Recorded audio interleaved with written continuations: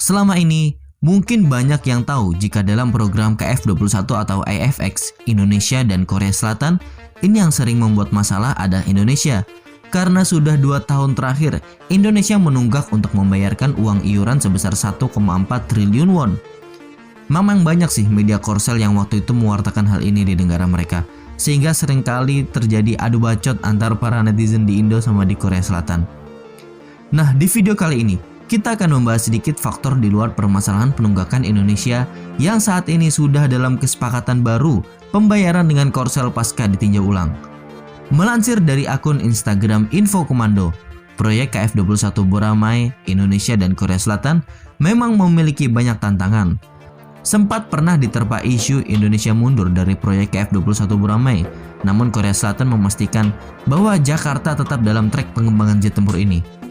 Setelah negosiasi ulang disepakati, kini Indonesia dan Korea Selatan tengah mengebut proyek KF21 Boramae agar pada akhir tahun ini prototipe dapat terbang perdana.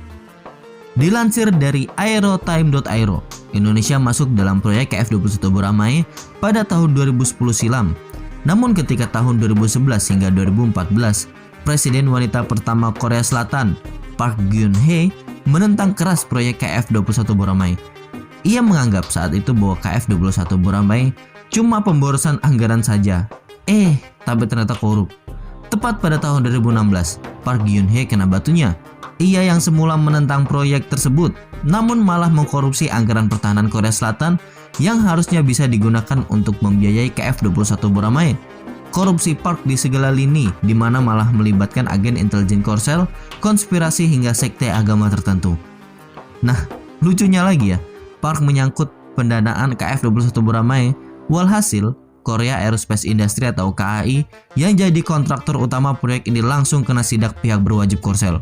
Dan benar saja, di sana ditemui adanya indikasi korupsi yang dilakukan oknum-oknum pejabat korsel, dan akibat dari kejadian ini muncul indikasi adanya sejumlah prahara. Ini mengancam jika KF21 Boramae akan hendak batal. Namun alhamdulillah, pada tahun 2017 proyek KF21 Boramae kembali dilanjutkan. Untung saja Indonesia yang merasa tak jelas akan kejadian ini tak menyurutkan niatnya melanjutkan program. Dan baru-baru ini ternyata ada kejadian lagi di mana beberapa aktivis Korea Selatan menentang proyek KF21 Boramae. Dikutip dari KBS, beberapa waktu lalu, sejumlah 4 orang aktivis Seoul dicurigai telah menerima uang dari pemerintah Kim Jong-un di Pyongyang.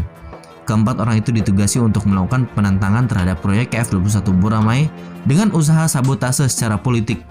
Keempat aktivis yang tak disebutkan namanya itu belum bisa diamankan oleh pihak berwajib Korea Selatan karena tidak ada tindakan melanggar hukum yang dilakukan oleh mereka. Usaha yang dilancarkan sangat jelas, yakni menggagalkan dibuatnya KF21 Boramae oleh Korea Selatan. Jadi ini Bapak Kim Jong-un ngeri juga ya lobby-lobbynya. Namun harus jadi catatan bahwa Pyongyang harus tahu jika Indonesia juga ada di belakang proyek ini, sehingga perlu pembahasan mendalam bagi Korut bila ingin mengganggu KF21 Boramae. Ingat ya Bapak Kim ya, rudal kau tuh belum mampu menandingi rudal bola merah buatan kita ya kan. Nah, bagaimana menurut kalian mengenai berita ini? Cukup sekian dulu video kali ini. Silahkan sampaikan pendapat kalian di kolom komentar. Terima kasih.